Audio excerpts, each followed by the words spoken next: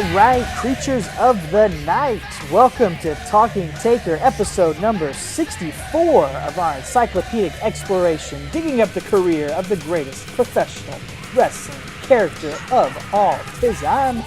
My name is Alex Dorio, I am one of your co-hosts, and I am joined, as always, by Hugh Morris himself, the laughing man, my tag team partner, my fellow creature of the night, my wrestling buddy, Mr. Travis White. And Travis, we've got an all-American battle here as we're talking fully loaded 2000. So I want you to put your hand over your heart and in a loud, clear voice, say the words, "We, the people." We, the people. I appreciate you not calling me Hugh Morris's Vince Russo name. I didn't think thank you. You would appreciate that. I would not. Cover your drinks. Anyway, yeah, man, here we are, Foley Loaded 2000. Dude, I love this show so much. Such a fun show. I can't wait to talk about it. We're going to get to the build first of all, but yeah, man, I'm excited to be back here. And you know what? It's the month of July, so it's about that time. It's about that time. You know what that means. That's a deep cut right there. That is. We are talking the July WWF pay-per-view Fully Loaded 2000 here. Very interesting show, as you mentioned, a fun show. I think overall, it's a pretty neat show in WWF history, especially during this time in the year 2000, as we're talking about. I'm probably going to say that for every show that we do. Oh, for the next 5 months, yeah. But, we've done a little something fun here on our show. Every July, we've kind of looked at the state of the professional wrestling business and really mainly the state of WWF versus WCW here and the war. It's just kind of been interesting to see the shows that both companies have been putting on during this time and how it's sort of told the story of their rises and falls over this time. And I think this year here is no different. And it's honestly basically the last year that we can do it. This will be the last year that WCW is in business during the month of July. So that's sort of the main story if you're looking at the two companies here. WWF is just putting WCW out of business. Seems like week after week after week. Yeah, because next July will be the invasion. Yeah, right? Yeah, which is kind of fitting. We'll talk about the invasion. Yeah, we'll get there. How but funny that worked out. This show that we're covering right here, Fully Loaded, it's sort of, they don't talk about it this way, but when you look at the card, it's a show built on building up new stars because we've got three of the biggest new stars of this era, Kurt Angle, Chris Benoit, and Chris Jericho. And two out of the three of those guys were in WCW at this time last year. Chris Jericho basically had finished up, but he hadn't debuted in the WWF yet. But Chris Benoit was in WCW back then. But these three guys, they're the new blood for the WWF, and they're all put in really big matches. They call this pay-per-view, they say it has a triple main event, and those three guys are a part of that triple main event. So it's really cool to see the WWF focusing on new guys and building up new stars. We've talked about that's why they put WCW out of business, because they're focused on their guys, not on celebrities and shock value and all that sort of stuff. And what more shock value do you have than WCW's pay-per-view during this month, the Bash at the Beach 2000? Dude, I have heard every possible podcast about this Bash at the Beach 2000, and I don't think I will ever fully understand what happened that night with Hogan and Jarrett and Russo. It's every one of them tells a different story, and I still don't know the truth. Yeah, there's got to be a nugget of truth in all of it. It's all about he said. At this point, you got Russo's side, you got Bischoff's side, you got Hogan's side, then poor Hogan and Bischoff's sides don't even match up when they go to court over it. So it's just like they couldn't get their story straight. Right. And those are actually public documents you can read, and I have read them. Actually, it's kind of funny, but yeah, bless their hearts. Who knows what happened?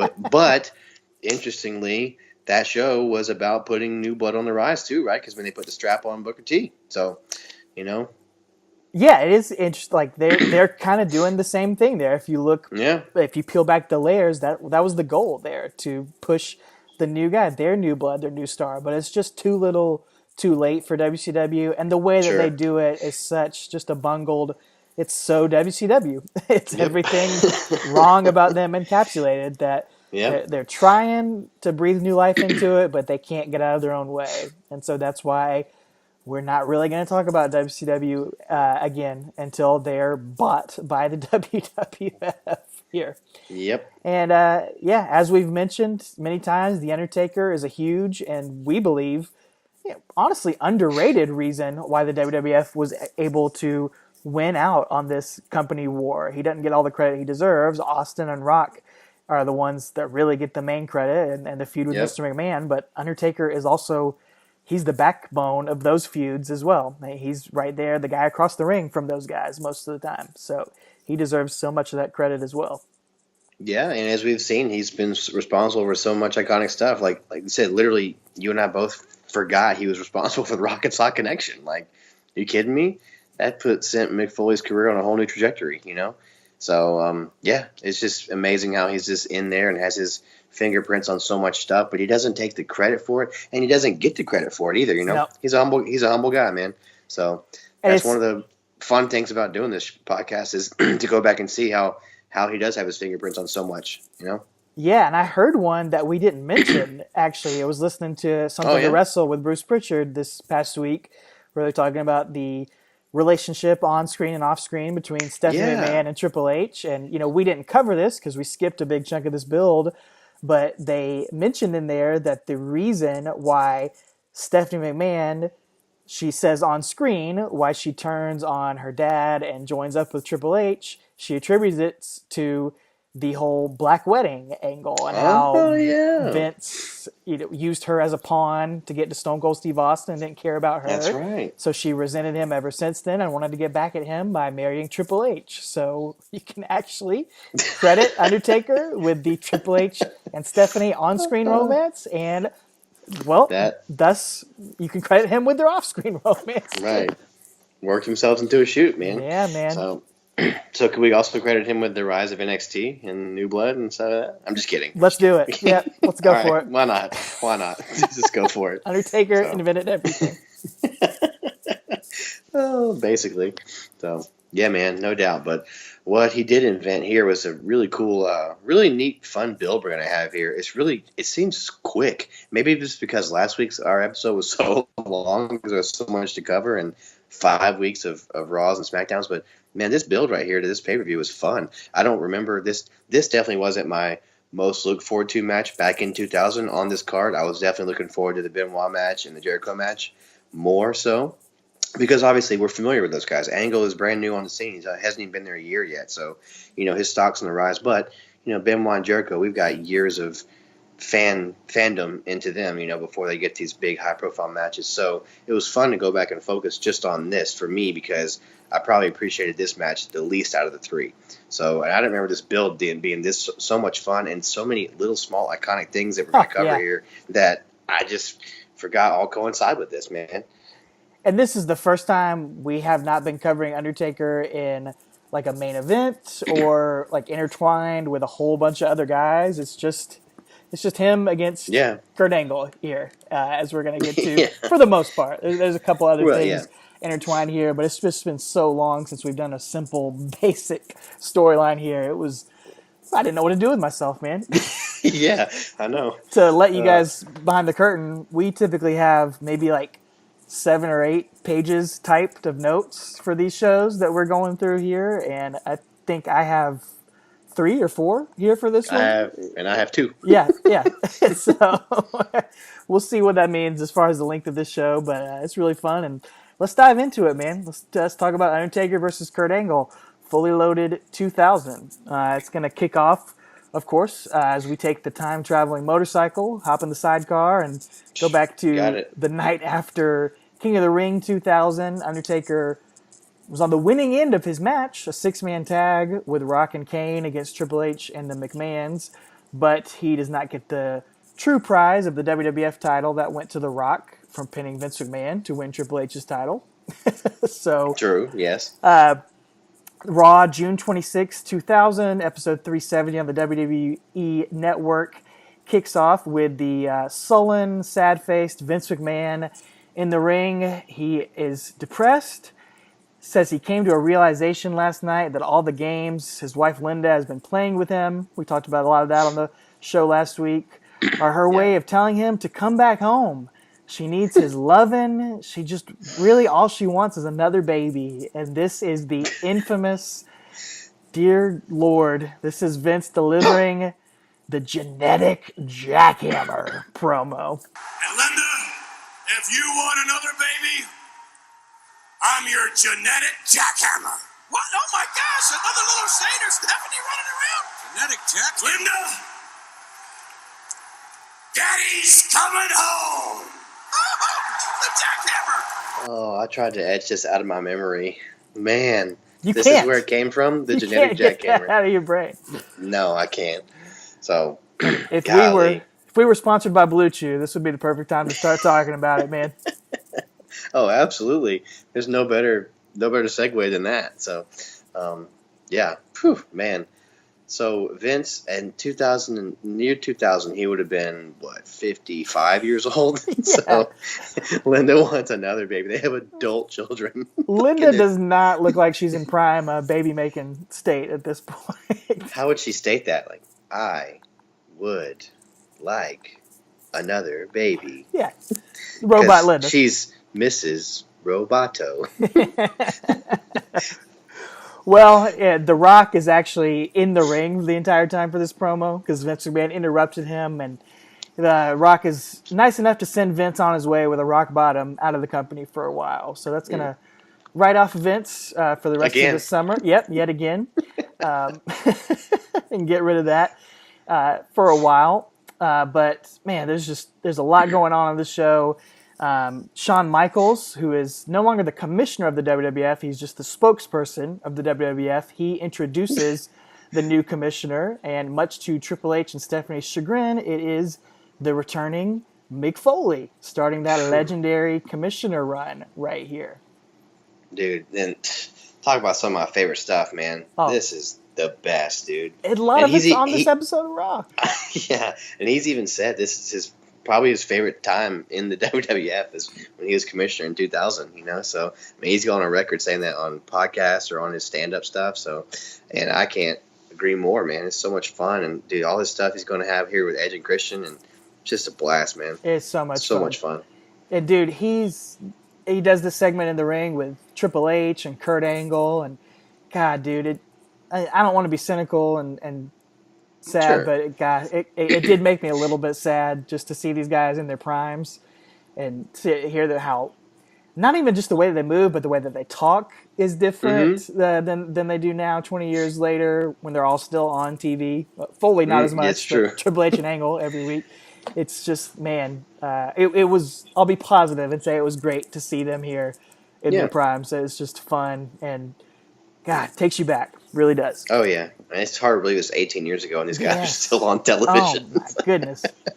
Later on... That would have been like in 1996, like in NWO started, having someone from 1978 still on the TV. Isn't that crazy? Promos and wrestling. That's just to put that in perspective for people.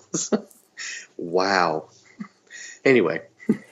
Later on in the show, we get I'm going to go ahead and nominate this for our Vince Russo Memorial Broment of the Week. We introduced this segment last week. I'll go ahead and reintroduce it because we are in the year 2000, in July 2000 here.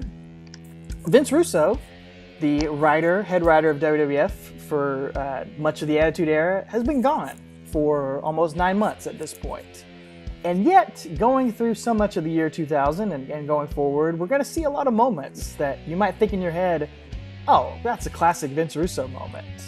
But no, you cannot attribute everything terrible and ridiculous and stupid to him, okay? I just want to point that out. Not, we've picked out many of his flaws, but sure. This is almost defending him a little bit here. So in our broment of the week right here, the King, Jerry Lawler, representing the Cat, wrestles Dean Malenko, representing Terry Reynolds, in an over-the-top, off-with-her-top match. Wherein The two men are trying to toss each other over the top rope, and when they do, their female representative must take off an item of clothing until ultimately she becomes topless. Wow. Vince Russo is long gone. He did not responsible for this. Nope. Completely. Wow. I did not remember this match. Oh, I remembered it because I was on the edge of my seat at the age of 14. Oh, now I do remember. Isn't this? Wait a second. Who wins this match? I believe Jerry Lawler wins, so Terry takes off her top, but she is censored. That's right. By Steven Richards in the debut of The Right to Censor. Dude, sigh all you want. I love The Right to Censor. Oh, come on. You gotta be kidding me. No way. You remember I made them on my No Mercy. I put all these other guys in the faction with them. That was great, dude. They were great, man. Right to Censor is number 2 behind IRS for me as far as the worst characters and gimmicks of all time. Oh, no way. Yes, no way. Oh, it's so boring. It's so I love stupid. Stevie Richards. He had a fresh haircut and everything. Too. Great. I do not love The Good Father and Bull Buchanan and Ivory and Val Venus. Ugh. You're right. Yeah. I can't stand it, man. But I do remember this was where he debuted, right? He came and covered her up. Yep. So, yeah, I do remember that. I don't remember the match. I was probably watching Nitro, honestly, that I flipped over thinking about what was going to happen. And then saw Steve Richards came out and probably got mad heat from me, so... I don't know why this match type never made it into one of the video games, man. Why'd they now have a over-the-top, off-of-the-top match in there? Oh, we could put Pat Patterson and Joe Briscoe in there. Ooh. Dude, I just want to... Can you imagine doing something like this in 2018? No. We've come a long way. We just had the first ever all-women's pay-per-view, and 18 years ago we were having off-with-her-top matches. That's crazy to think about. It is. So getting to The Undertaker, who we're doing this show about, we get some legendary, in my opinion, backstage segments with Edge, Christian, and Mick Foley, where Edge and Christian are sitting on some recliners backstage. They want Commissioner Foley to go get them some sodas, because sodas rule. They reek of awesomeness, and they're asking Commissioner Foley to get them a dressing room. And look, Mick, the problem is The Rock has his own locker room. Yeah. The Faction, they have their own locker room. Who? That doesn't matter. What does matter is that tonight the tag team champions had to change with the rest of the boys like a bunch of cattle. Listen, guys, I happen to be a 3-time former WWF champion and a hardcore legend. I never had my own dressing room. Mick, you never change your clothes. You just wrestle in what you're wearing. That's a good point. Which is just a shoot comment. Yeah, Mick's like, that's a good point. And Mick does. He gets them some sodas. Mickey got the sodas. That's right. That's this episode? That's this episode. Oh, man. my goodness. But he casually mentions, as he drops off the sodas, that he's booked Edge and Christian in a non-title match against a couple of guys who are having some personal problems, and he wants to try to put them together to work things out. And those two guys would be The Undertaker and Kane. There you go. Yeah. We last saw them fighting each other at King of the Ring last night. Yep, exactly. Well, that helps me because, as we mentioned last week, we kind of split up this build because it's just a lot going on. And so you're covering these Raws, I'm covering SmackDown. So that helps me realize why on SmackDown they're going to team up. So basically it's just because they're disgruntled brothers who can't get along. So, okay, that makes sense. Dude, although it doesn't last very long. It does not last too long. But that's Mick Foley's strategy, man. He did the same thing when he put the bar together a couple years ago. Sheamus and Cesaro. It's his go-to. We also get some clips of a WWE house show at MSG the past weekend before the show, and it is all focused on our future president, Donald Trump, sitting in the front row, taking in the show. There you go. So, yeah. The only man in the Oval Office to also be in the WWE Hall of Fame. So far. There you go. So far. Yeah. So far. We'll see what happens in the future. To get Drew Carey for president. Anyway, let's move off from politics. The Undertaker and Kane, we get to see them walking backstage, and Undertaker offers Kane a pull of chew from out of his bag, and Kane, in a very noble move, just says no. So, Hey, props to Kane. We do not endorse tobacco use here on Talking Taker, so good for that's right. Kane. Edge and Christian are very upset that they have to wrestle. It's really cool the way that they sell it. They don't do their 5-second pose. They're acting just very pissed off and like a little intimidated that they got to face Undertaker and Kane, and rightfully so, because the demonic duo squash Edge and Christian, toss them around like rag dolls, and Edge and Christian are the tag team champions at this point. Just want to mention that. Right. It's a non-title match, but they just dominate. Undertaker wrestles with just a fat dip in his mouth the whole time, like he's Skinner from back in the early 90s. And they finish Edge and Christian with a double choke slam here. Absolutely destroy them and wreck them, and seem to have worked out all their problems. Yeah, did they? I guess. Got it out of their system. On the tag All team it took. champions. Yeah, dude, I don't have a brother. Yeah, you have a brother. They do. I'll never understand Undertaker and Kane's relationship, man. They must have the weirdest brother relationship ever. Maybe you can speak more on that. Oh, I can't because my brother and I have never tried to burn each other or set each other on fire. He That's dips. not normal? He's never offered me dips, so Yeah. I never had to say no. Yeah. I can't really. I don't really understand these guys. So, even though I have a brother, I don't get it. But you know what? Anytime we did fight, we got over it in about 10 minutes. So I guess I do understand that part of Kane There you go. Undertaker's things. Lastly, I'll say the main event is maybe the best thing we'll cover on this show. Really doesn't have anything to do with Undertaker, but it's Triple H, Rock, and Kurt Angle in a triple threat match, and it is pay-per-view quality, man. 15 minutes. Well- They go all out on this Raw main event. I highly recommend watching it. Rock wins, and by doing so, he is the champion, but the stipulation is that Kurt and Triple H cannot be number one contenders because he beat them here. Well, until August, because that's the main event of SummerSlam. Yeah, not for Fully Loaded, I guess. Oh yeah, I'm just kidding. Yeah, it's just funny that was. I forgot that was the main event of this show, and then it's the main event of the pay per view. So It's excellent. coming up. Yeah, I do remember this match. Actually, this is what a great episode of Raw, man. That was just top to bottom. So much stuff. Sorry, I went on with it, but Oh, there's no, so it's much good. stuff I loved on there. Yeah, absolutely, dude.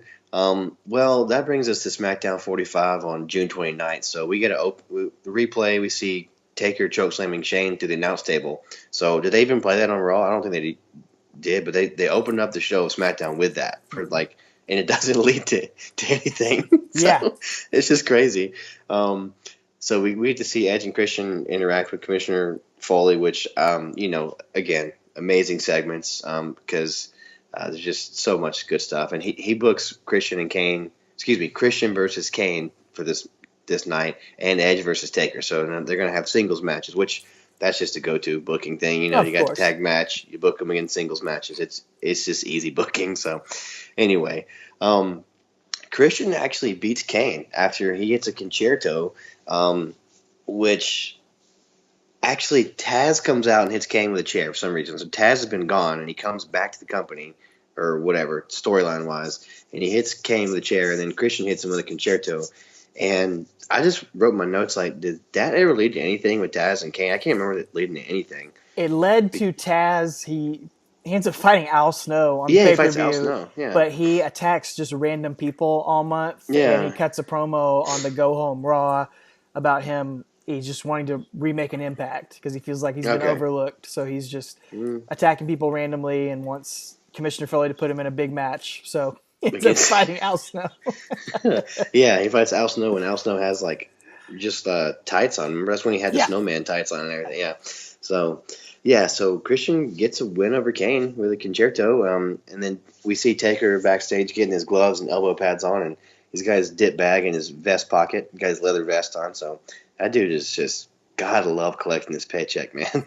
Just dipping on the job, riding your bike to work day, don't have to change out of your biker clothes. What a great.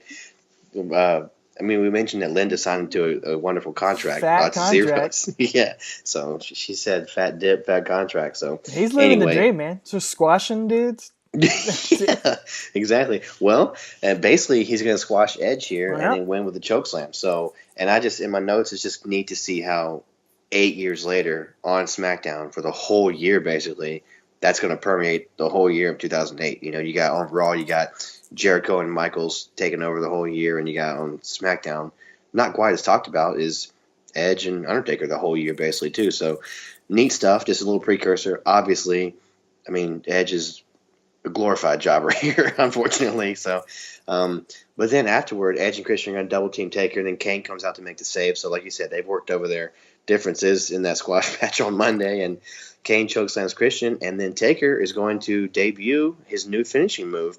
He's going to hit the last ride powerbomb on Edge. They don't call it the last ride, but he does the thing where he picks him up like a wedgie, basically, and lifts him up. And dude, just watching. I never understood how anyone wanted to take that slam. Like I'm a not power sure they bomb. did. Like contrast that with Diesel's power bomb. Diesel just picked you up and like let you go. Like, he didn't like jackknife you down hard, but this is brutal, man. And I never got it back then in 2000. I don't get it now, but yeah, apparently. So, and a fun little piece of trivia there. Edge is the first one to take the last ride power bomb. So cool. Well, I'll Cool tell you deal. what. In our very few weeks of wrestling training, I never got the wind knocked out of me more than when our friend Josh picked me up and jackknife powerbombed me, dropped me. What is he? Josh is what, 6'3", maybe? Is that right? Yeah, probably Maybe 6'2", yeah. 6'2", something like that. He picked me up and just dropped me completely like a jackknife, and God, I thought I was gonna die. I hit the ground and completely knocked the wind out of me. So Yeah. I'm not sure anyone enjoyed taking it. Yeah. No, but it's Taker, so you just do it. You got to do it, man. And nobody took it better than Christian. Nope. Dude, Yep. Christian got up so big for it, and it just looks so much more impactful because Christian weighs, I don't know, $190 at this point. Yeah. It looks like it at least. And they are going to face, Edge and Christian are going to face Undertaker and Kane in a rematch here on Raw on July 3rd, 2000, episode 371 on the network. It's kind of cool. They hype it up all night long. JR and King talk about it as like a big match that these guys are fighting with the titles on the line. Edge and Christian do a little 5-second pose with Edge wearing a Kane mask, making fun of Kane, and Christian raising his hand as the victor before the match. Just love the 5-second pose, man. It's good to see that again. Well, you mentioned the week before when they didn't do it, that got more heat for them because even though they're heels, the crowd wanted to see that stuff. So like, it's just amazing to get more heat by not doing that. Just it's small stuff like that. You pull back, and then it's amazing how much more heat you're gonna get. So anyway, just perfect psychology, those guys. Perfect psychology for that. Weird psychology in this and that out of nowhere, basically. King of the Ring, Kurt Angle, comes in to the match and swings his scepter at the Undertaker's knee, saving Christian from a choke slam and giving Undertaker and Kane the disqualification win. I guess Edge and Christian and Kurt Angle were all kind of friends at this point, so I guess that's the explanation here, but it still felt pretty random. But even though they get the win, Edge and Christian still get a choke slam, and Christian gets the last ride as called by Jim Ross. He says, Undertaker calls it the last ride. And like I said before, nobody took that better than Christian, man. He gets up huge for it, sells it big time. Awesome to see that. It is a big new addition for him, changing up the character, debuting that new move. He's moving away from the tombstone. We're not going to see the tombstone quite as much. And like you mentioned last week, since he's come back, he's basically been using that choke slam. That's been his finisher. So he had to, I guess, like you said, you want to get away from the tombstone just with the change of character. So yeah, here you go. Got a new power bomb and looks like it hurts like heck and gives you a wedgie to boot. So. Yeah, no, dude, it's another great addition to the finisher roster of Undertaker. And yeah, man, we talked about him last week being the Madonna of this era, changing his looks all the time, but he's not. He's changing his moveset too, which is something you really don't see as much either. Guys come back to debut a new move like that. It's pretty rare. Yeah, and the other person I can think of that does it, who's also Madonna, is Jericho when he came back with the code breaker, So it's just like, perfect. So anyway. Well, our investigative journalist, Michael Cole, is going to try to get to the bottom of Kurt Angle's attack, and Kurt is confused by it. He doesn't understand what Cole is talking to him about. And Michael Cole's asking him, well, you've definitely upset The Undertaker. And Kurt, he's so great here, the insincere character, like dweeb, doofus, guy, like preppy, I don't know, whatever you want to call him. But he's dork. Like, a dork. There you go. He's like, well, I could have never offended Undertaker. I have so much respect for him. I was just trying to help my friends, Edge and Christian. And if Undertaker thinks I offended him, I just want to offer him my deepest and sincerest apologies. So that's really, it's interesting here because Kurt Angle's feuding with Undertaker, but he's also feuding with Triple H at the same time. And that's the beginnings of that love triangle with Kurt and Stephanie and Triple H. That's all going on at the same time that he's building towards a pay-per-view match with The Undertaker. So we don't need to talk about all of that stuff. We can move on because it really doesn't intersect, except just that Kurt Angle is pulling double duty feud-wise throughout a lot of these shows. So take us to SmackDown. Well, and think about it here. Yes, you're within your first 12 months on the main roster, and your top two feuds going on right now are with Triple H and The Undertaker. I'd say somebody's got good big plans for you, you know? Like, I mean, seriously, it's crazy talk, man. So, and again, everyone, and by everyone, I mean literally any podcast or interview I've ever heard say that no one's ever seen someone pick up the business faster than Kurt Angle. And he got the character stuff.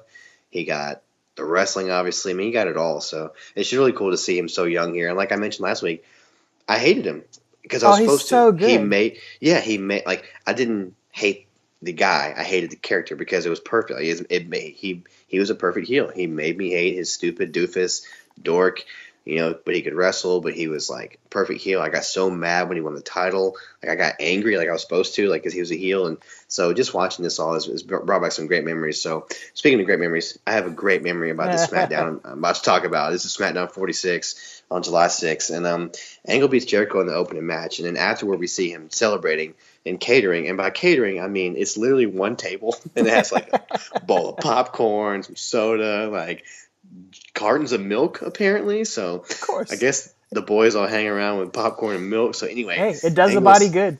It does. Angle grabs his milk and he's throwing it over his head behind him, and it's his celebratory milk, and it spills all over the motorcycle that is placed behind him. I guess Taker wanted a nice spot at the buffet in memory of Paul Bearer, so he pulled up right there in catering. May Paul Bearer's career rest in peace. But he pulls up, and then we get a re-debut of one of our favorite ancillary characters here. We get Midian, Dennis Knight. He looks like he came from the local 81. Again, looks like he could be part of Biker Gang. He's got black everything on, dude. And I noticed behind his right ear, he's got a BSK tattoo. Oh. So I'd never seen that before. So yeah, I don't think I have either. But he walks up to Angle, and he goes, and you thought Bobby Cannon's accent was bad. He goes, I'm trying to do this justice. He goes, dude, I hate to break it to you. That's Taker Scooter, man. Yeah, I did it again. I am the king of the ring. Do you believe it? Woo! How about it? Hey, dude. Look behind you. Look behind you. Midian, tell me this is your plan. Please tell me this. Dude, I hate to break it to you. That's Taker Scooter, man. Well, I mean, he is a hog farmer from Arkansas. And if you drop that actual quote from the WWE Network next to mine, you probably couldn't tell the difference because it sounds just like that. That's Taker Scooter, man. So, and speaking of Scooter, it's going to lead to something else. But Angle basically just bolts. He gets like, he's like, oh no, he knows he messed up. He runs outside, and there's a taxi dropping off like a worker for the building or something. She just gets out, and he hops in, he goes, just take me, please. This is so good. Just tells the cab driver to take him anywhere. It's so good. And then we see later on, we see Midian. I guess he still can't, he's part of that dark side still, dark side rules match. So he's part of the dark side, and he walks Taker to his vandalized bike, walks him up there, and he starts twisting the truth a little bit. He's like, I was telling Angle to stop, man, and he just didn't stop. He kept going, and Taker grabs him by the shirt, and Midian's like, dude, I came and got you. Don't shoot the messenger. I'm just like, this is the most mic time he's got in a long time. And you just sound like the dude from Office Space is what you sound like right now. Hey, Peter, man. Peter, man. What? Check out Channel 9. Chick looks like Ann. Anyway, you know what? It's probably based off of that. It came out the year before this, I think. So that's your go-to Southern voice.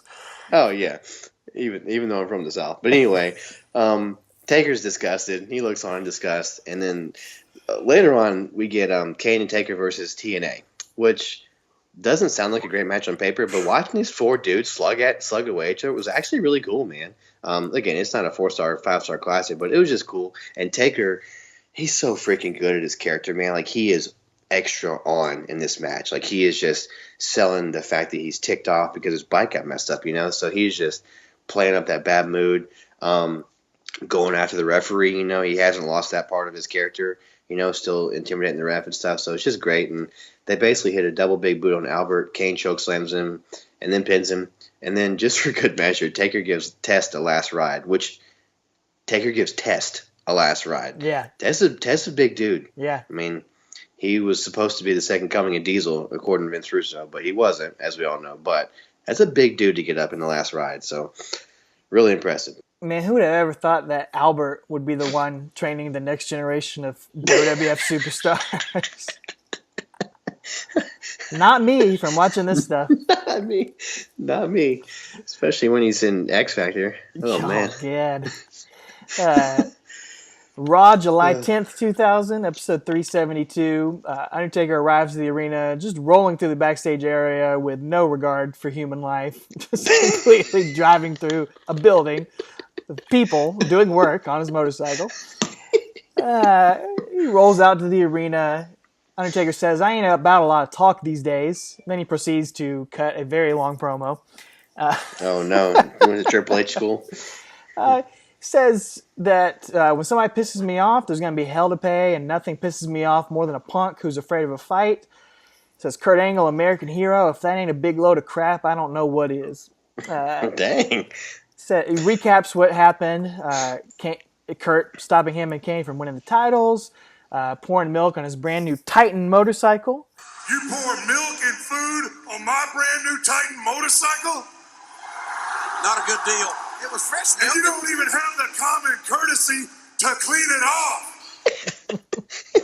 Taker's That could have fixed everything. He just wiped it down. Oh, yeah, there's no use in crying over spilled milk, man. Just clean it up, dude. Clean it up. Undertaker says, "I ain't hard to find, man. 6'10", 350 pounds, usually kicking the crap out of somebody."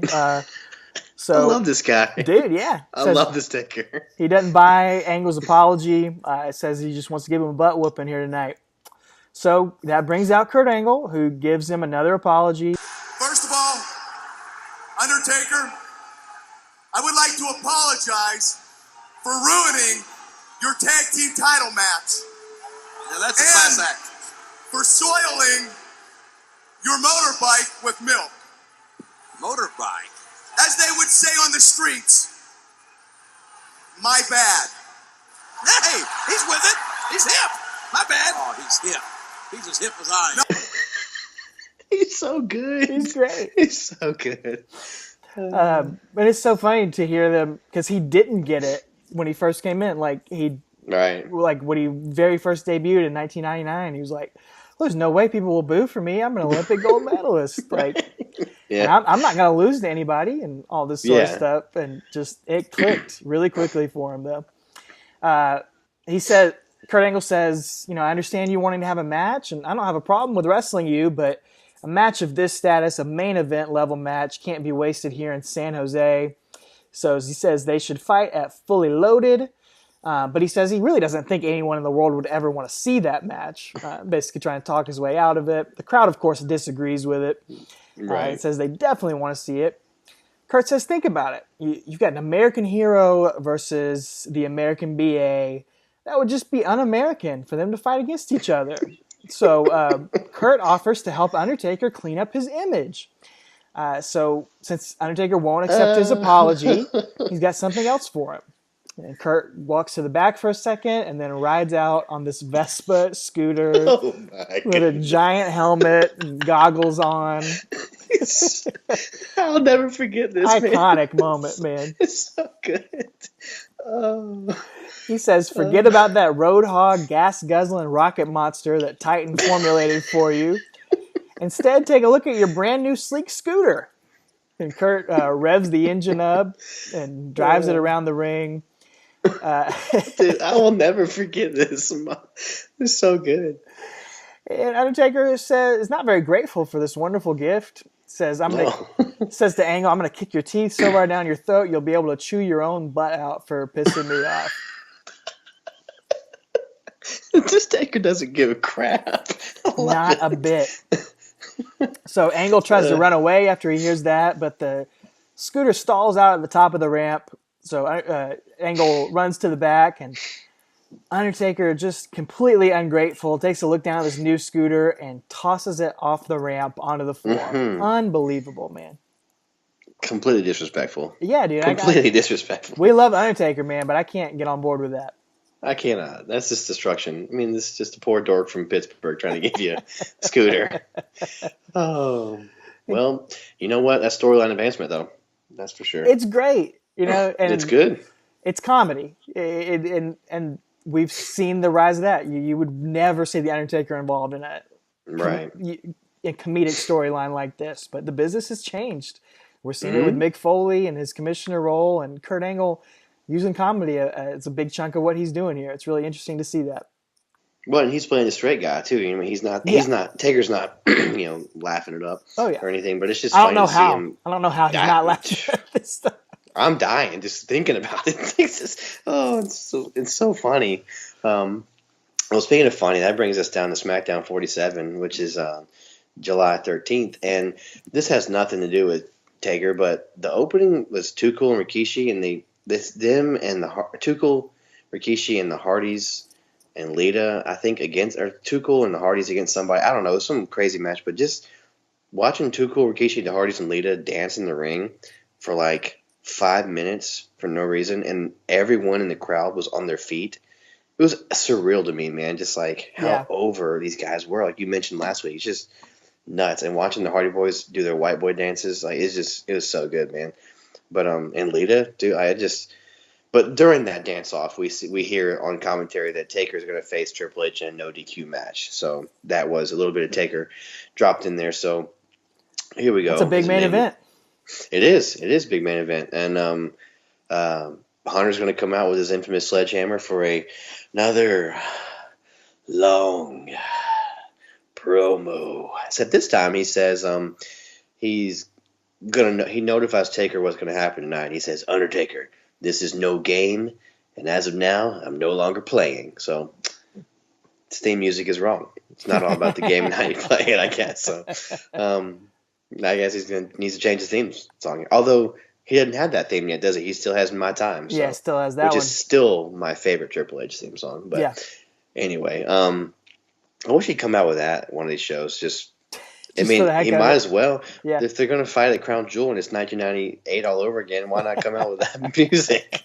So anyway, I'm here for it. I'm down with it. Yeah, I'm down with that. So we got Kane versus Kurt Angle on this show of SmackDown. And before the match, we see Angle. He's walking around all nervous backstage, and he complains to Stephanie about the match and gives her a hug. And we see Triple H step out of the locker room and at the same time, Angle drops his arms and like, whoop, whoop, whoop. He just plays kind of coy. And again, like you said, they're building into that Triple H storyline too. But he's basically, he being Angle, is looking over his shoulder the whole time during this match with Kane. Basically waiting for Taker to assassinate him. But that doesn't happen. Triple H actually comes out and slams him into the steps and throws him in the ring, and Kane beats him by chokeslam. So Kane pins Angle like 2 weeks before he's about to fight the Undertaker. So it's just weird. The main event then is Hunter versus Taker in an ODQ match, and dude, Taker's got a black baseball cap on. Did he have that on any of his Raws? He's had it on a few of them. Yeah. Okay. Yeah, he's rocking it during his entrance, man. It's like a day at home, man, for this guy. It's just great. But this match it's a really cool like brawl and really hot crowd, man. Especially once down the end of the match as it breaks down, Taker gets his hands on Stephanie, kind of gives her the old goozle and is going to chokeslam her. And that crowd, dude, like I said, everybody's on their feet, man. It's just eating nuts. And really physical match. These two, I just can't put over their chemistry together, which I still think carries over to today. Even though that match at SmackDown Under wasn't like a Matt classic, I still think they had great chemistry 20 years later. So, but anyway, this match breaks down at the end. Angle actually comes out and he grabs Triple H's sledgehammer from the side, of the ring, and he goes to hit Triple H, who ducks, and he just wallops Taker in the face with it. And Taker takes a big back bump and gets pinned by Hunter. So on this episode of SmackDown, we've seen Kurt Angle and Undertaker lose clean. I mean, not clean, but take pinfall losses, which pretty rare for Taker. He didn't take a lot of pinfalls, even if they were kind of ugly like this. So felled by the sledgehammer that he helped introduce. Exactly. Yeah, that's like some Shakespearean stuff right there, man. Well, he does the Shakespeare pose, so he does. That's true. So, but Angle can't believe himself. He leaves all upset. He's didn't want to upset the Undertaker, so he can't believe himself. So I'm sure that leads us into what happens on Raw a couple of days later. Yeah, so we've got the go-home week for the pay-per-view. Starts with Raw, July 17th, 2000, episode 373. The Undertaker interrupts Commissioner Foley at the beginning of the show, and I just thought, man, how things have changed over the past 4 years between these two guys. Golly, yeah. Crazy to think about all they've gone through. And Undertaker brings that up, says, Mick, you and I have been through many years and many wars, so you ought to be able to understand the disrespect Kurt Angle has treated me with lately and how much I don't appreciate that. So Taker asks for a match between him and Angle tonight. Taker's brother Kane interrupts and sticks up for his brother here, man. Says, you do not want to see the anarchy and chaos if you don't give my brother what he wants tonight. So this is a weird little segment here because Kurt Angle interrupts on a Titantron. He doesn't come out on the stage. Apologizes for all the misunderstandings, says he was just trying to hit Triple H with the sledgehammer on SmackDown. And Foley decides to make a match between the Brothers of Destruction and Kurt Angle and Triple H for Raw tonight. And then Triple H also interrupts, also on the Titantron. So they have a split screen on the Titantron with Triple H in one room, Kurt Angle in another room, Foley, Undertaker, and Kane all in the ring together. It's really just oddly done here. Yeah, what's the point of that? I don't really know. They weren't out of ring space. There's only 3 guys in the ring. And then it just devolves into Triple H and Kurt Angle cutting promos on each other, saying they don't want to team with each other, and that Triple H threatens Kurt Angle, if you don't hold up your end of the team tonight, you'll end up a bloody mess. I'll be the last man standing tonight. So that was a little weird, and it's kind of making the focus more about that than on Kane and Undertaker here. And that's the story of the match as well. It's really all about the tensions between Angle, Triple H, and Stephanie. They have a bunch of backstage promos all with each other during the night.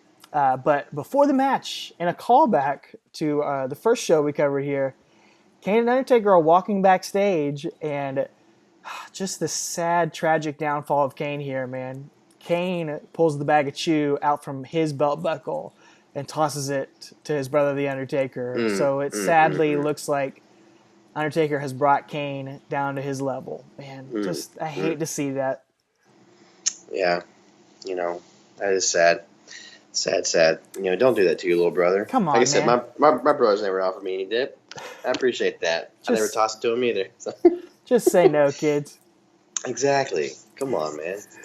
Undertaker ends up chasing Kurt Angle up the stage out of the arena during the match, and Kane actually picks up the win over Triple H for his team after Chris Jericho distracts Triple H. So it's really not much of a match, and really it's playing more into Triple H and Chris Jericho and Kurt Angle and Triple H and that sort of stuff, more so than Undertaker and Kurt Angle. So yeah, that's how Raw ends, and that takes us to the last SmackDown before our pay-per-view. Yeah, man. SmackDown 48, July 20th, 2000. This is the go home for Fully Loaded. I guess it's 3 days before? So Angle comes out and cuts an in-ring promo. He's not on the Titantron. He's actually, or not on the Ovaltron. He's actually, why do they call it the Ovaltine? The Ovaltron. I don't know. Anyway, sorry. It just popped in my mind. Had to say that. He's actually in the ring, and he says he's had a revelation. He's like, I'm an Olympic gold medalist, and over the last few weeks, I've been scared of a man who rides on a bicycle. Which is just, his delivery of it is perfect because he's so serious, and he's like, I'm not scared of Undertaker anymore, and he wants a match with Kane, which is a future WrestleMania match, by the way. Wow. Remember that? Yeah.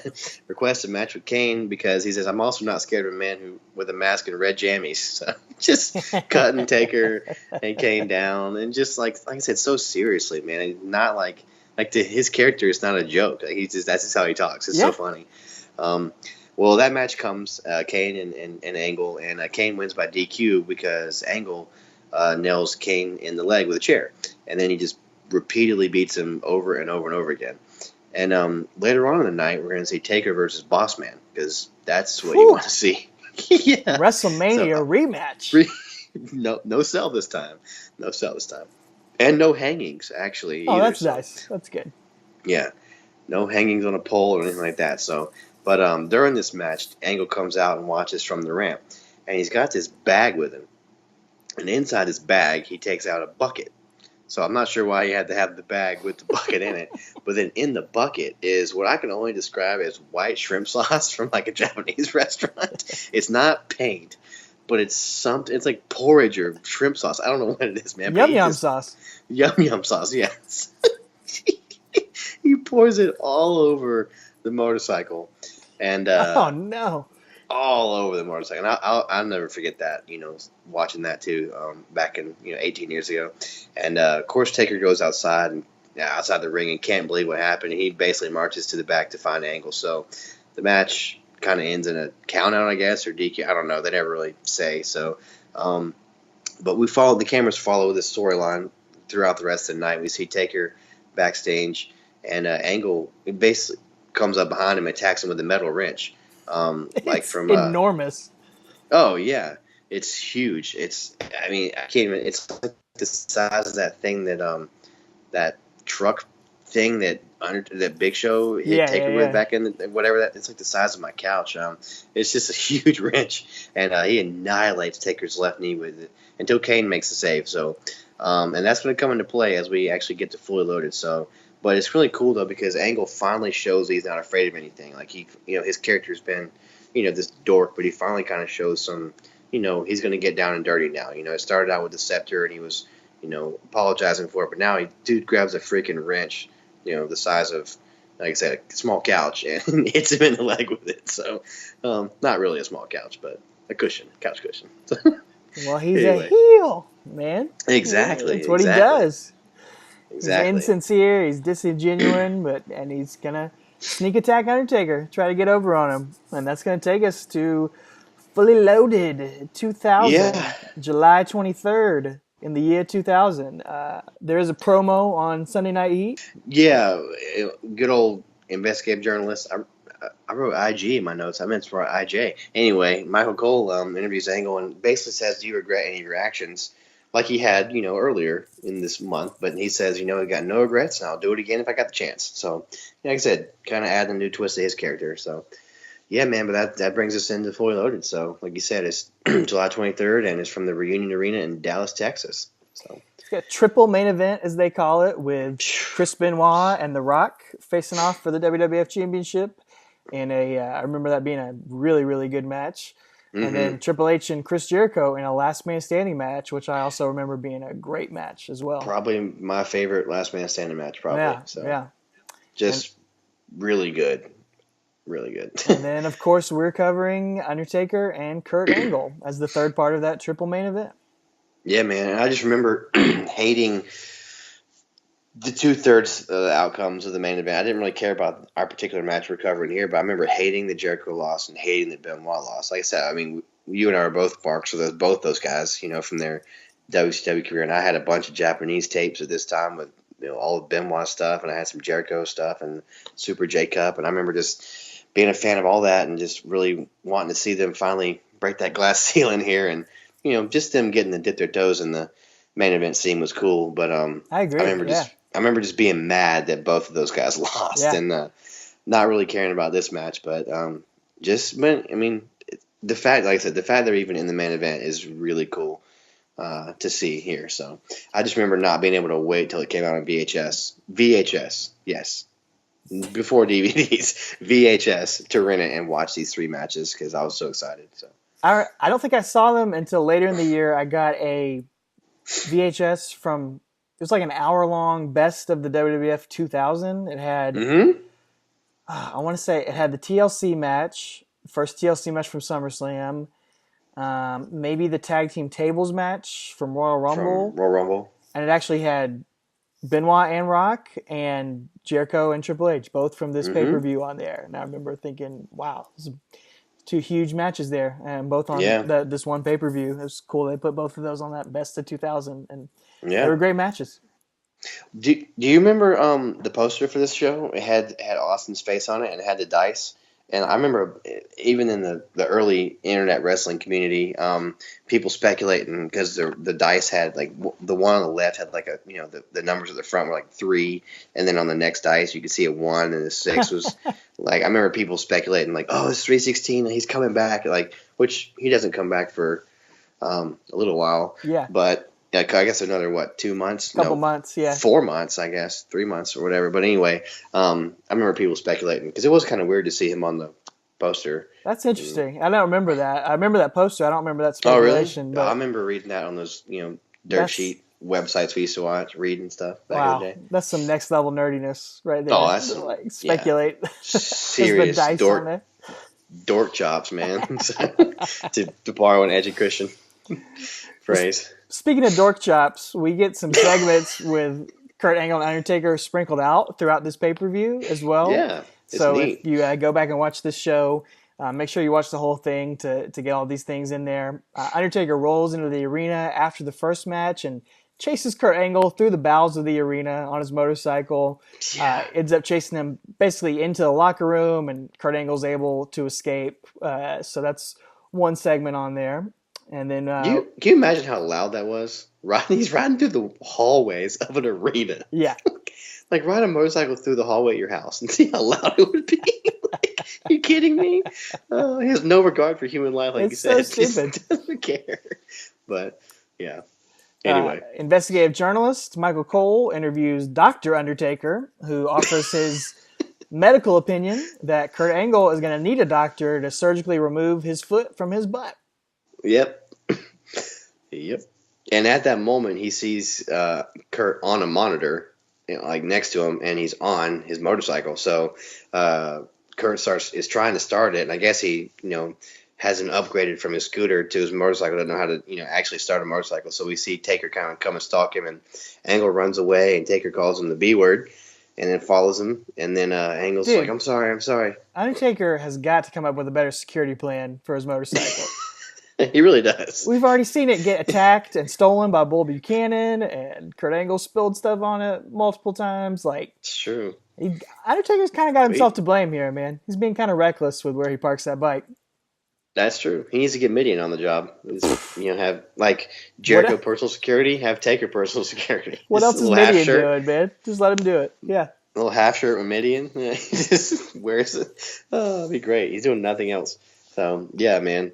So then, Angle and Taker play this game of cat and mouse backstage, running around like a Tom and Jerry cartoon, but it's not. That is what it's like. It really is, man. And Angle basically runs around the corner and comes from behind and nails Taker in the leg with that wrench again, that gigantic wrench from Operation. And Taker limps away backstage, really selling that knee, which is, he's just so good at selling, man, like for a big guy. So then we see Undertaker getting up after this, and it's my favorite part.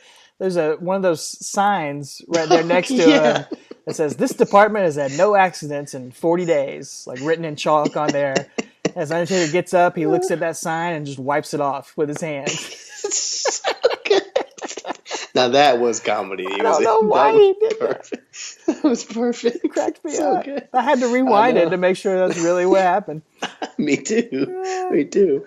Oh, it's so good, man.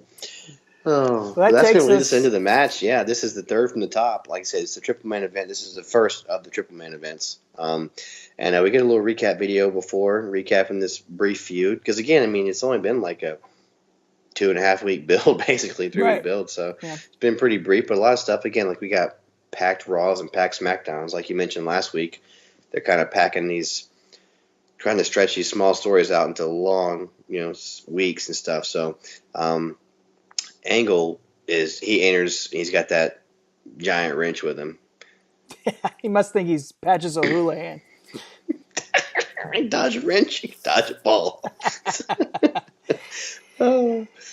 He's also scared of his pyro as he comes out, thinking Undertaker is going to sneak attack him, which is pretty prescient because Undertaker drives out in the middle of Kurt's entrance and starts extracting his revenge on him, which is great, man. I love it. Don't wait for the bell. Don't wait for the match to start. He's pissed off at this guy. He's going to go beat him up. Yep. And you mentioned in your notes, we don't have to listen to stupid music. That's one less time. Yep. Yeah. So, yeah, man, it's cool. But seriously, like you said, man, like, why would you not want to get revenge on him immediately? So, this match is fairly short, but it's a little longer of a segment because they actually fight outside for quite a bit here beforehand. We got JR and King on commentary here. And like you said, they're fighting beforehand. And Taker, he throws his head into the stairs and throws him into the barricades and kind of battles with him out there a little bit and then throws him into the ring, and the match kind of officially begins at that point. I think the bell finally rings. So, yeah, Angle eats a big boot and an elbow for a quick 2 count from Undertaker, but Undertaker actually pulls Kurt Angle up instead of letting the ref count to 3. And as Tim White is berating him for doing that, we see Undertaker mouth the words "F you" to Tim White. I didn't hear it. I don't know if you heard him say it, but I did. Yep. He definitely mouthed it to him there. So, yep, there you go. Yep, Taker. Man, do you remember like months ago when he was feuding with Austin? Was it 97, 98? And he was like, I'm not going to use the language that he uses, and he like paused before he said a cuss word. Remember Taker did that? Yeah. He like, and now he's just, dude, he's letting that freak flag fall. But he actually hits a stalling vertical suplex, like an actual, like one-armed vertical suplex, which, man, like, I don't remember that very much in the last decade of his matches. So really cool to see an actual wrestling move there. So then Angle gets on his back and has got him in a sleeper hold, which is just fun to see. You know, they have good chemistry from this short, quick match we're going to see here. They do, man. It is short and brief, but honestly, what it reminded me of was that first Bret Hart and Undertaker match from Rumble 96. Yeah. Just the way, really, and we'll get to it here in a minute with Kurt Angle working over the leg here. And yeah, it's just a very, very small version of that match. But man, I saw a lot of Bret Hart and Kurt Angle in this match. It was cool to see. Oh, yeah, absolutely it was. And Taker is going to take him over to the turnbuckle. I think he called it Mr. Turnbuckle last week on our episode. Yeah, Mr. Turnbuckle. So he's hitting him in the turnbuckle and gives him a sidewalk slam, and then he throws Angle to the outside, and then he goes back and intimidates the referee. Again, like I said, I'm glad he hasn't dropped that aspect of his character in the last decade, you know. So Angle actually hits him in the knee with the wrench on the outside while the ref is not looking. So going back to those dirty heel tactics, and throws Taker back in the ring, and he goes for a single leg takedown, but Taker just punched him in the head. And at this point, I love what JR says. He goes, Taker has a PhD in street fighting. And then after about like 3 seconds later, Lawler's just dead silent. He goes, I'd like to apologize because I don't even know what that means. It's like he's calling him out on his stupid comment on the air, which is, you just don't do that. Yeah, they keep having these back and forths about apologizing during the commentary on this match. I think they're talking about Angle and Undertaker at first, but then King brings that up. I love when they kind of snap at each other. They got, me too. Got a little love-hate relationship between the two of them. It's funny. Oh, yeah. They trade some fisticuffs before Undertaker wraps the goozle around Kurt Angle, but Angle kicks Taker's leg out of his leg and puts him back in the thanks, Owen. in the UFC style leg lock, if you will. And I will. Undertaker does a good job of what we always talk about him doing. He's selling while he's in the submission hold, the rest hold, if you will. He's fighting in the leg lock. He's not just sitting there laying down. He does a great job of selling the fact that this dude's been attacking him with a 200-pound wrench to his leg over and over again. Good Lord, the 200-pound wrench. It's massive. It's huge.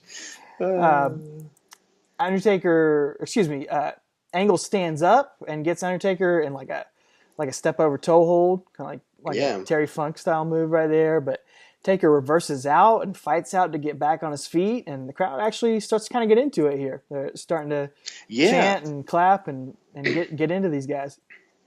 Yeah, as he's fighting out there, you know, Taker's kind of slapping the mat, and which we don't see him do we definitely never saw him do it as like the dead man, but he starts slapping the mat and the crowd comes alive. And I mean, not, alive like a Rock or Austin pop, but still they're getting into it. And like you said, Taker rolls over and counters and slams Angle's leg down and gets some right hands back and forth and just starts punching him in the gut, just trading those, really quick body shots he does.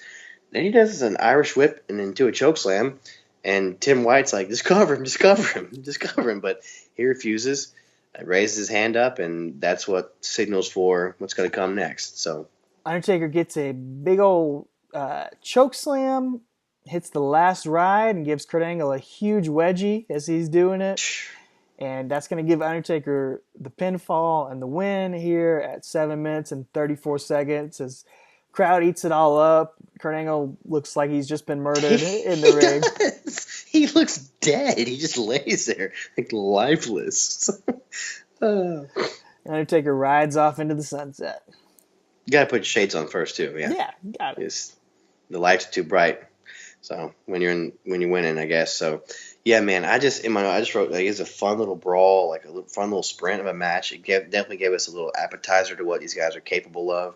Because as we know, in 2006, they're going to burn the house down in a match they're going to take care of in the ring for us. But it's just cool. I just thought it was cool to see Taker give Angle so much. Even though he was so new, and just the way he sold for him. Like you said, it really did remind me of Brett and him too.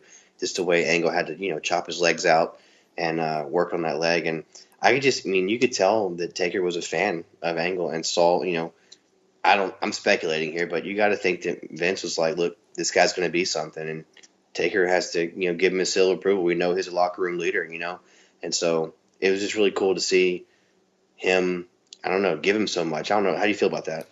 It's funny that you say that because I honestly think that I think you're right. I think he did do that, but I also think this was the wrong call, in my opinion, to have Undertaker beat Kurt Angle at this point. Oh, absolutely. Yeah, I agree with you wholeheartedly. Yeah. Well, Kurt Angle is headed to the main event of SummerSlam next month in a triple threat for the WWF title. So why beat him you beat him pretty convincingly. Yeah, he gave him some offense, but he beat him in 5 minutes here. And I don't get that, man. Have Angle win a screwy match, have him use the wrench or have somebody interfere, do something. Have Kurt Angle get a cheap win. He gets a win headed into the main event of SummerSlam. And then these guys, they're going to fight again in a few months. You do a rematch where Undertaker's trying to get his win back when Kurt Angle's the champ. Oh, no. Yeah, don't get me wrong. I don't agree with the booking at all. I don't agree with the fact that Taker won at all. But I'm just saying, literally during the match, seeing how much he gave him, he didn't have to. He's the Undertaker, and this guy's just a new kid. So I just mean from that aspect, I thought you could tell he actually saw something in him. But yeah, no, I agree wholeheartedly, man. I mean, this dude just won King of the Ring last month. He's going to go to main event SummerSlam. Why would you have him lose? Yeah. A month in between. It just doesn't make sense. I mean, I think you can point to moments like this in this match maybe as why The Undertaker has his detractors, especially during this era. I think that's kind of the rub that he gets early on in this Biker Taker stage. He's kind of holding some people down. And like I said, squashed Edge and Christian, the tag team champions earlier in the month. He's going over Kurt Angle. Really strong here. I could see it. I could see why people... Team Eck. TNA? Yeah. I can get it. I can understand why you would get that perspective around him in this era. And I honestly, I just don't see why Kurt Angle didn't go over here. But me neither. Yeah. Who knows? It's not for us to decide. It's for us to talk about, but we don't know the reasons or the machinations behind all that. Yeah, and Angle, he went on. He's okay. He had a good career. It all worked out in the end. Yeah, no doubt about it. Yeah. But what do you guys think? Let us know, Creatures of the Night. Let us know what you thought of this match, what you thought of the booking of it, what you thought of their feud, some of these just classic moments from the year 2000 that we were talking about here with Foley and Edge and Christian and Angle and all these guys, man. So good. Let us know over on our social media at Talking Taker on Facebook, Instagram, and Twitter. Man, if you're not following us along on all three of those platforms, you are missing out.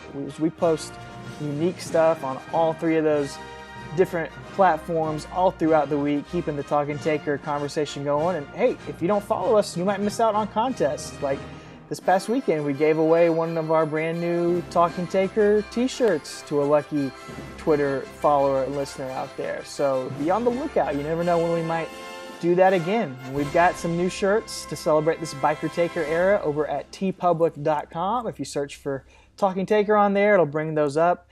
Let people know you're a Biker Taker guy or a Biker Taker girl. And last but not least, make sure you subscribe to us on whatever your favorite podcast platform is. We are excited to say that we are finally on Spotify, so add that to the list with Apple Podcasts, Google Play, Stitcher, Podbean, and YouTube. You can now find us on Spotify. If that's how you like to listen to your podcast, go ahead and hit the subscribe button, give us a rating, leave a comment, let people know.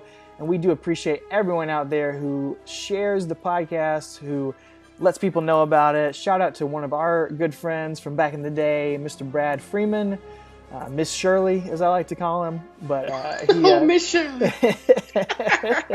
That's a old school podcast throwback, if you will. Yeah. Got to see him this past weekend. Let us know he's a fan and a supporter of the show. So we do appreciate that. We appreciate all of you out there, all you people we've never met before, but we have enjoyed interacting with. Oh yeah, absolutely. We we're just grateful we get, like I said, more than 2 downloads a week, so more than just me and you downloading. So anytime we get new people, and I've seen our numbers go up on Twitter followers and stuff. I think this iteration of Undertaker is very more popular, like you said, than you and I even remembered, because it's definitely not my favorite or your favorite. So, but it's been fun. It has been fun. So far, yeah. So far, so good, man. I'm digging it. So, yeah, share the love. Tell your friends. Tell your neighbor, tell your friend's neighbor, whatever you want to do. But anyway, if you were there in Dallas, Texas on July 23rd, let us know what you thought of this. Speaking of that, I do want to say I was not there at this, but I can tell you this, Travis. You always ask if people were there. I was there when Kurt Angle won the gold medal at the 1996 Olympics. I went to the Olympics in Atlanta, Georgia. We're both from Augusta, Georgia originally. That's where we lived at the time, and I live in Atlanta now, but my parents took me to the Olympics in 1996 to wrestling because I was obsessed with wrestling. So we went to go see the Greco-Roman wrestling at the Olympics, and I had no idea at the time who the heck Kurt Angle was, but I was there in attendance during the gold medal round. So I don't have any pictures of it, I don't remember it, but I was there when Kurt Angle won the gold medal with a broken freaking neck. So isn't that crazy, dude? That's nuts, man. Pretty neat. You were there, and then like what that would become. So yeah, man. I've still got my souvenir cup from wherever. Wasn't at the Georgia Dome. I don't remember what arena it was in. Yeah. That they held that part of it, but yeah, man, it's pretty wild, pretty cool. That's crazy, man. Crazy to see. Like I said, we had no idea of what he would become, and here we are covering him. So what's it, 20-something years, 22 years later? So. Yeah, weird, man. Cool beans. Yeah, you were there. If anybody else was there at the Atlanta Olympics, let us know. If you were here at Dallas, Texas, Reunion Arena, let us know. We'd like to see what you guys felt about the Triple Man event. Did you agree with us? Because, we'd like to hear your opinions and feedback. So, other than that, ladies and gentlemen, I only got 2 things to say to you, and that is take her easy. You can't do it. Look what I have. Mick has got the sodas. Mick has got the sodas. Look, Mick, we've been thinking about this whole Undertaker Kane thing, and no, we're not going to do it. I guess you guys didn't read the shirt. Miss who? Maybe this will clear it up for you. Commissioner? What does that mean? It means if you don't do the match, I'll strip you of the titles. What? Have a great match. Mick just gave you soda. Mick just gave you soda. Isn't that funny? Oh, that's hilarious.